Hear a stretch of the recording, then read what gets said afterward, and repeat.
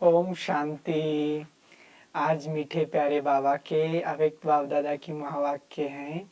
मुरली की डेट है 24/7/1970। मुरली की हेडलाइन है बिंदु रूप की स्थिति सहज कैसे बने। सभी जिस स्थिति में अभी बैठे हैं उसको कौन सी स्थिति कहेंगे। व्यक्त में अव्यक्त स्थिति है। बाप दादा से मुलाकात करते समय बिंदु रूप की स्थिति में स्थित रह सकते हो। हर एक ने अपना अपना विचार सुनाया। बिंदु रूप की स्थिति विशेष किस समय बनती है? जब एकांत में बैठते हो तब, या चलते फिरते भी हो सकती है। अंतिम पुरुषार्थ याद का ही है, इसलिए याद की स्टेज व अनुभव को भी बुद्धि में स्पष्ट समझाना आवश्यक है। बिंदु रूप की स्थिति क्या है और अव्यक्त स्थिति क्या है, दोनों का अनुभव क्या क्या है। क्योंकि नाम दो कहते हैं तो जरूर दोनों के अनुभव में भी अंतर होगा। चलते फिरते बिंदु रूप की स्थिति इस समय कम भी नहीं, लेकिन ना के बराबर भी कहे। इसका भी अभ्यास करना चाहिए। बीच बीच में 1-2 मिनट भी निकाल कर इस बिंदु रूप की प्रैक्टिस करनी चाहिए। जैसे जब कोई ऐसा दिन होता है तो सारे चलते फिरते हुए ट्रैफिक को भी रोक कर 3 मिनट साइलेंस की प्रैक्टिस कराते हैं। सारे चलते हुए कार्य को स्टॉप कर लेते हैं। आप भी कोई कार्य करते हो व बात करते हो तो बीच बीच में ये संकल्पों की ट्रैफिक को स्टॉप करना चाहिए। 1 मिनट के लिए भी मन के संकल्पों को, चाहे शरीर द्वारा चलते हुए कर्म को भी बीच में रोक कर भी ये प्रैक्टिस करना चाहिए। अगर ये प्रैक्टिस नहीं करेंगे तो बिंदु रूप की पावरफुल स्टेज कैसे और कब ला सकेंगे। इसलिए ये अभ्यास करना आवश्यक है। बीच बीच में ये प्रैक्टिस प्रैक्टिकल में करते रहेंगे तो जो आज ये बिंदु रूप की स्थिति मुश्किल लगती है वो ऐसे सहज हो जाएंगी जैसे अभी मेजॉरिटी को अव्यक्त स्थिति सहज लगती है। पहले जब अभ्यास शुरू किया तो व्यक्त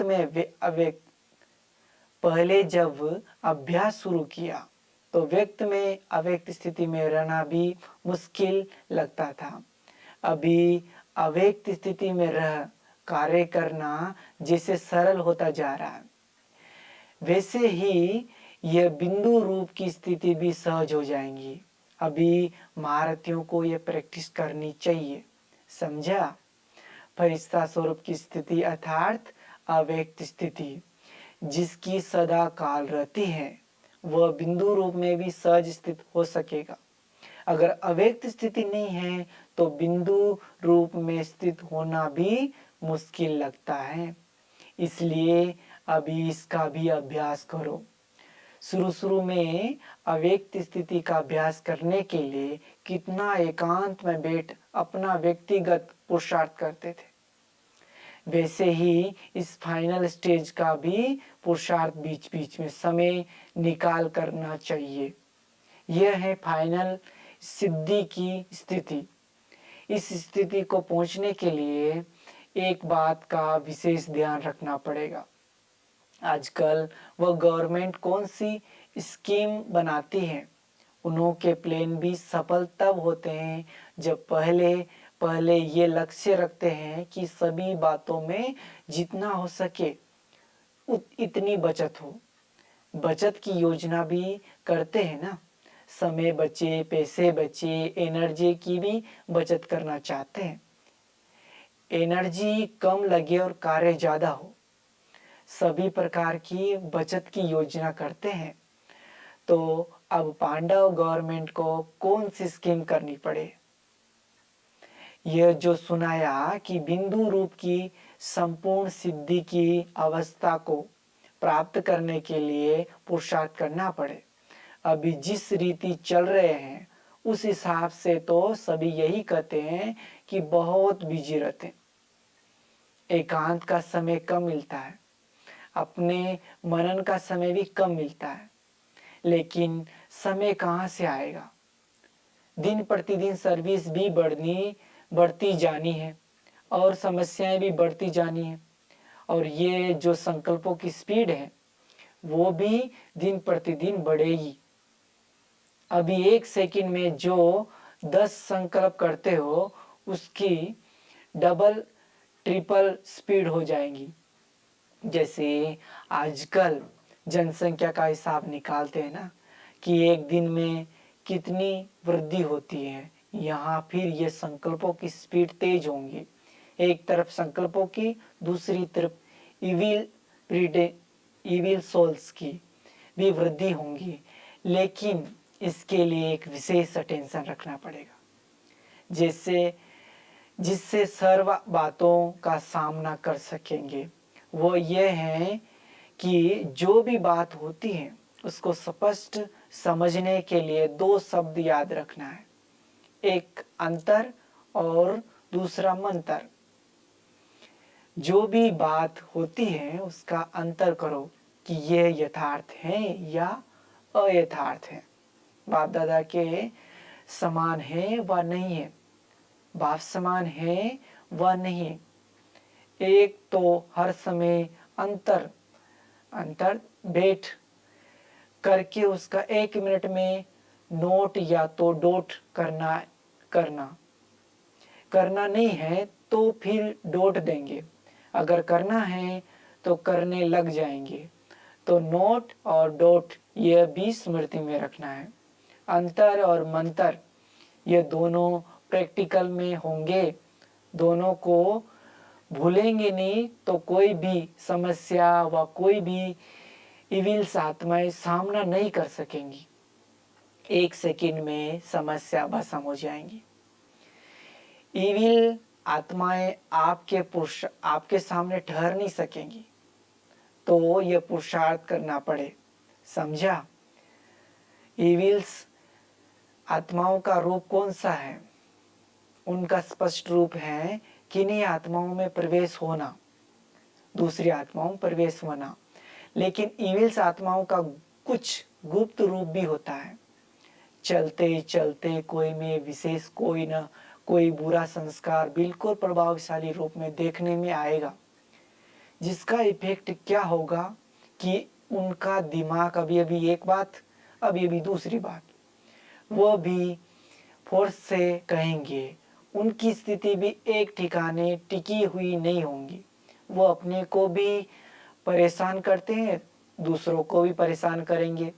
स्पष्ट रूप में जो इविल आत्माएं आती हैं उनको परख कर और उनसे किनारा करना सहज है, लेकिन आप लोगों के सामने स्पष्ट रूप में कम आएंगी, गुप्त रूप में बहुत आएंगी, जिसको आप लोग साधारण शब्दों में कहते हो कि पता नहीं इनका दिमाग कुछ पागल सा लगता है।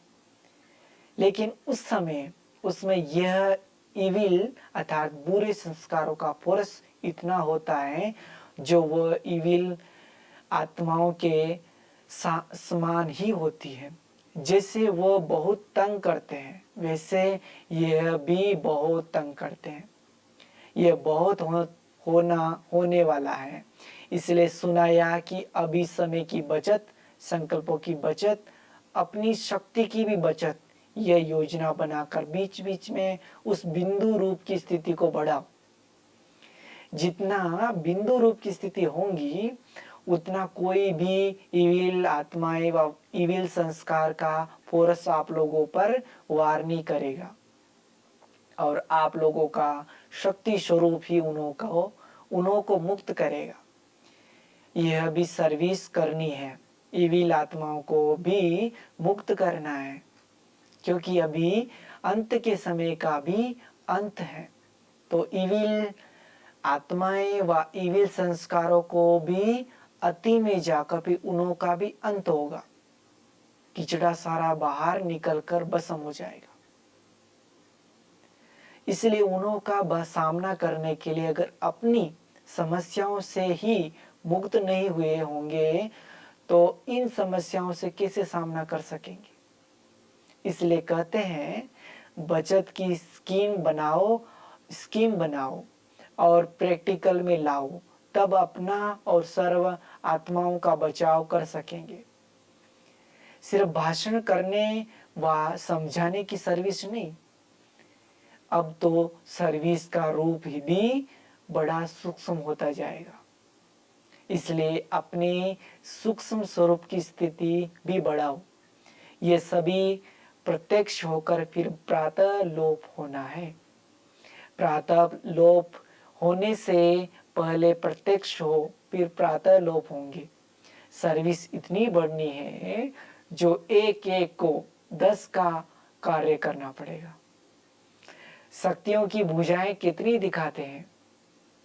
भुजाओं का अर्थ है इतनी सर्विस में मददगार बनना। पांडव समझते हैं कि यह तो शक्तियों की ही भुजाएं हैं। पांडवों को फिर क्या दिखाया है मालूम है, लंबा दिखाया है। तो यह भी पांडवों की इतनी ज्यादा मददगार बनने की निशानी है। लंबा शरीर नहीं, लेकिन लंबी बुद्धि है। इन्हों का आगे दौड़ना, गोया शक्तियों का आगे दौड़ना, शक्तियों को आगे रखना, यही इन्हों की दौड़ की निशानी है। अच्छा, ओम शांति।